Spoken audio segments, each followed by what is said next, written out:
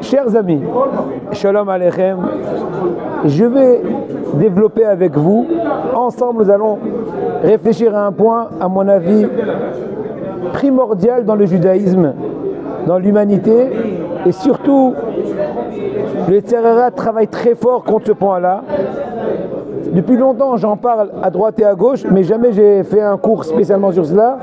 Je ne pense pas trop m'allonger, parce que des fois, avec peu, on peut arriver à beaucoup, mais l'idée est la suivante. L'importance de l'encouragement. Et j'explique. On est malheureusement, plusieurs fois, à plusieurs occasions, présents, conscients, on rencontre de l'ingratitude ou de même l'indifférence qui te bousculent, qui te font mal.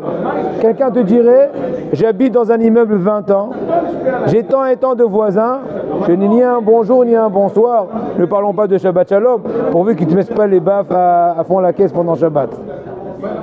Un autre te dira, j'ai envoyé un cadeau, j'ai même pas reçu un coup de fil, ni un merci, ni un accusé de réception, mais je suis certain qu'il les a reçus. Bon, au Hachem, il n'a pas encore quitté de ville.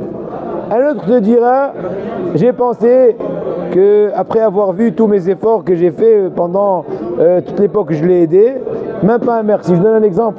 Ma femme par exemple, je commence à vous donner des exemples pratiques. Bon, au Hachem, je suis une chatranite. Donc, elle dirige une agence matrimoniale. En fait, elle n'a pas d'agence. Elle n'a ni d'ordinateur, ni rien. Elle fait qu'au téléphone, simple téléphone. Elle travaille avec les cahiers comme à l'époque. Et bon, Hachem, elle a eu le mérite d'être shli'a de plusieurs dizaines de maisons. Elle construit plusieurs dizaines de maisons. Et c'est des heures et des heures de parlotte. Maintenant, c'est pas que cela.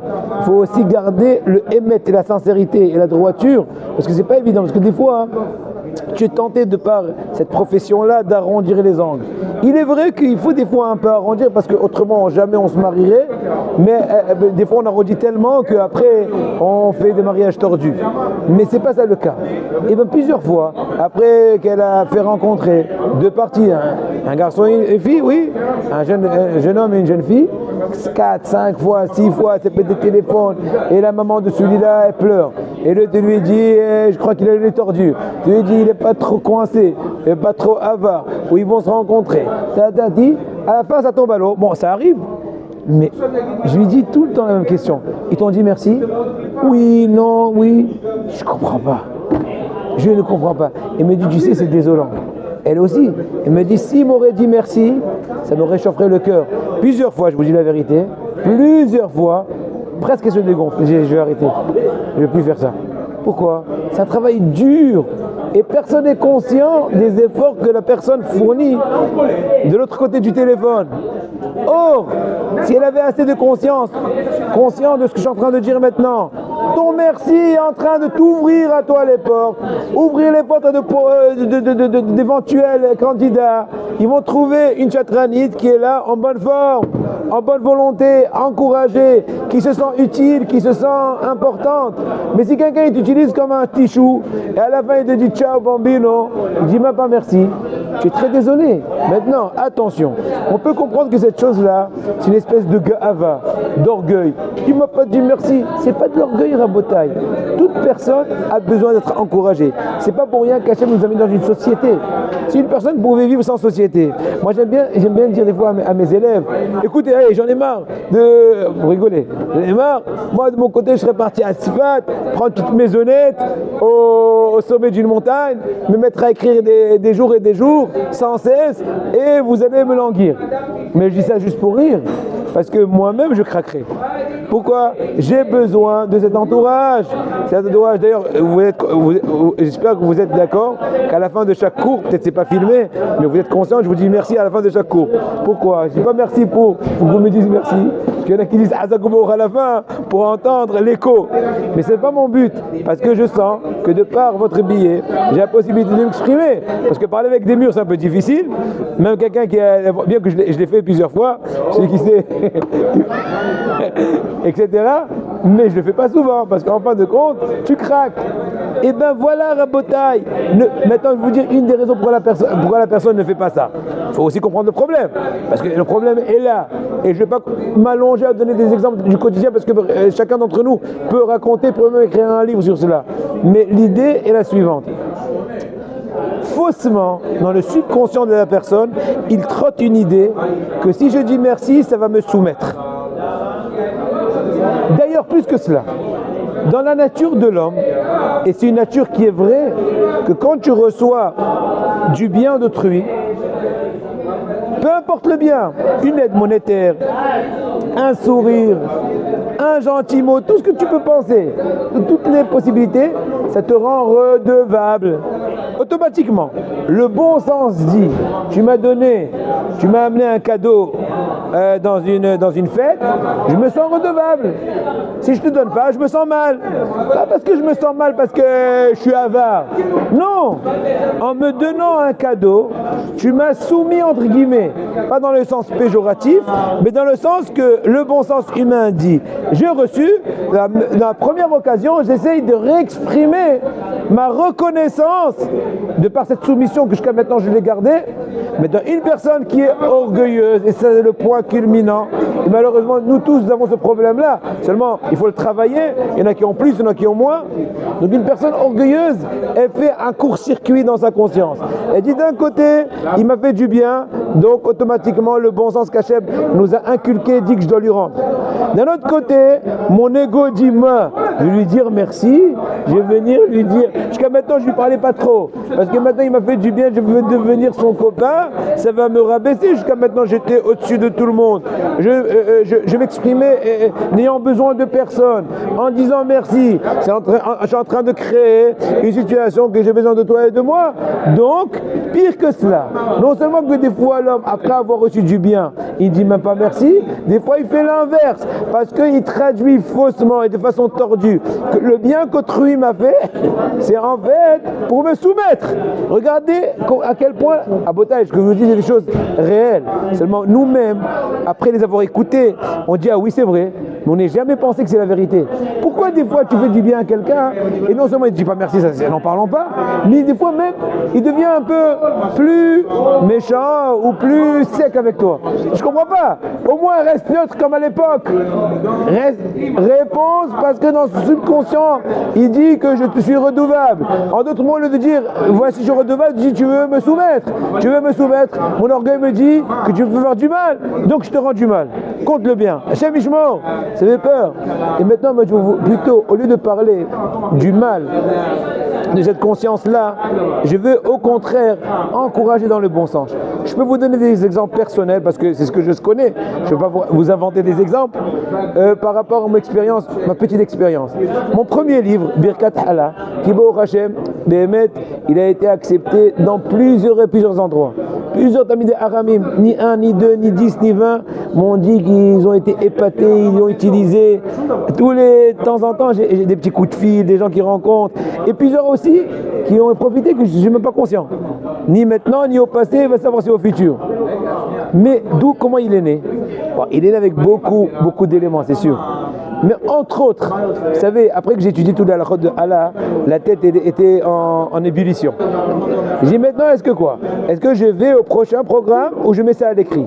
Maintenant, moi je sais que quand je mets à l'écrit, Habibi, on est parti, ça peut durer, tati, tata, ça prend du temps. Donc j'ai eu du mal, parce que c'est... Allez, un sous l'eau, tu n'as pas le droit de lever la tête tant que tu n'as pas fini. Un ami à moi, il m'a dit une gentille phrase.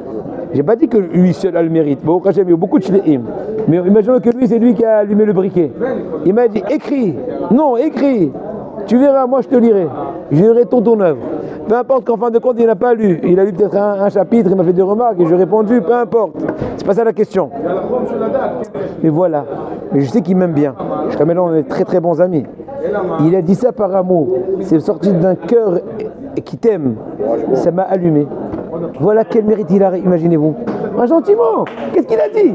Il n'a rien dit de plus. Il a mis du cœur, tout d'abord. Parce que si quelqu'un est hypocrite, tu le sens. Ah, ça va te dire, quand je te vois, c'est la joie. Il m'a énervé ce matin. Ah là, arrête. C'est hypocrite. C'est méchant. Non, mais par contre, il s'en sert. Ça passe. Ça se sème.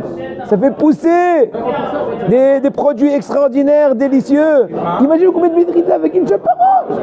Une seule parole, combien de mérite. Tous ceux qui ont étudié, moi ce que j'ai étudié, ceux qui ont étudié, ceux qui ont étudié, ceux qui ont écrit, plein de monde. Incroyable. Mais c'est qu'un exemple. Tu vois par exemple ta femme qui te fait la tête, tu rentres dans la maison. Au lieu de dire, dis, écoute, moi maintenant j'ai une nouvelle bonne action. Quoi? Fais-lui un sourire. Je vous ai déjà dit l'autre fois, avant de rentrer à la maison, faites des exercices. Vous avez un miroir, c'est pour ça que c'est fait à l'entrée. C'est le moment de s'arranger, parce que les gens ils s'arrangent avant de sortir. Moi je dis il faut s'arranger avant de rentrer. S'arranger avant de rentrer, c'est le véritable. C'est pour ça qu'il faut mettre des miroirs, à mon avis, à l'entrée de la maison. Pas avant de sortir. À l'entrée de la maison, pas avant la sortie de la maison. Et t'arrangé, tu dis, j'ai pas l'air trop en pétard. Non, ça marche pas. Non, je suis très crispé. Décongèle, décontracte. On pense au jour de ton mariage avec elle. Ah d'accord, elle était pas mal. Elle est où? Elle est comme ça. Ah, comment ça va? Si, ça va? Ouais, elle a décongé. Elle pensait te dire pourquoi tu as tardé. Elle dit ça va, j'étais inquiète. Elle voulait te dire ah. Il s'inquiète. Non, je rigole. Mais c'est vrai. Maintenant, pourquoi on va aller loin? Pourquoi on va aller loin avec le copain, avec le voisin, avec le Shabbat Shalom, dans l'étage, avec ta femme? C'est mitzvah, c'est primordial. Et l'importance de Rabotai, quand tu t'habitues à dire un gentil mot. Moi, par exemple, j'ai des fois un problème presque inverse. Je ne suis pas en train de m'envoyer des roses, mais vous dire, des fois, j'aime bien être aimable, et surtout même avec mes élèves. Problème que des fois je dois être strict. Et donc des fois je m'énerve d'être strict. Donc d'un côté je suis strict et je suis énervé. Donc c'est le strict à la puissance carré. Il me dira pourquoi tu es comme ça aujourd'hui, tu es crispé. Je dis parce que j'aime pas être strict. Mais entre temps je suis obligé. J'aime bien être aimable. Donc encore c'est l'autre côté. Mais en tout cas, ce que je veux vous dire, vous ne pouvez pas vous imaginer comment avec un gentil mot, et ça personne ne peut dire qu'il n'a pas d'argent. Tu n'as pas d'argent, c'est pas grave. Tu peux pas acheter de cadeaux, c'est pas grave. Des fois ma femme m'a dit tu m'achètes, je donne la carte bleue, fais ce que tu veux avec. Moi il y en a d'autres qui ce qu'ils font, ils prennent la carte bleue, ils lui achètent et tout, à la fin du Moyen-Âge. Je dis fais ce que tu veux avec, voilà. Tout ce qu'il y a, tu prends, je sais même pas, le compte de banque, rien, voilà. Je sais rien. Tu me dis demain de faire un virement, je sais pas. Faut que je l'appelle lui dire c'est quoi le compte de banque. Je connais rien, bon Hachem. Ouais, c'est son mérite. Donc je lui donne tout. Et merci pour elle parce que c'est elle qui gère tout. Mais encore une fois, ce sont que des exemples en bataille. Et je veux renforcer tous ceux qui écoutent ce shiur là. C'est un shiur qui a été fait spécial, hors série, pour encourager l'importance de dire un mot gentil à autrui, un sourire, un bonjour, dire tadrach. Exemple, autre exemple, vous donne un exemple personnel. Quand on me dit tu as fait un bon shiur, ça me donne des forces de préparer un nouveau shiur. Des fois les élèves ils me disent Rav, on n'a pas le temps. Je dis Kol Touv, moi aussi j'ai pas le temps de m'investir pour préparer un shiur. Et par contre quand tu sens que tu es apprécié, tu es attendu, ça te donne du stimulus. Et là, qui va gagner? Tout d'abord le public. Secondo, tous ceux qui vont écouter après. Tertio, tu lui donnes la force de continuer dans le futur à investir parce qu'il se sent intéressant, il se sent utile. Autrement, tu dis, Coltou, bonne journée, c'était sympa. Qu'est-ce que c'était sympa? Moi, j'avais un ami d'études, je faisais des fois un pile-poule pendant une demi-heure. Je dis, ouais, ce que j'ai dit. Qu'est-ce que tu as dit? Je me suis éclaté d'expliquer tout le fin fond, il dit ce que j'ai dit. Il a parlé 3 mots et quart, et il a dit ce que je t'ai dit. C'est désolant. Moi, j'ai pas continué à étudier trop longtemps avec lui parce qu'on n'avait pas la même conception de la vie. Mais bon, Rabotai, il me semble que toute personne qui a du bon sens se suffirait de cet éveil et essayez et voyez Rabotai dans la pratique. Vous verrez Be'ezrat Hashem combien cette chose-là vous rapportera dans plusieurs plans Be'ezrat Hashem.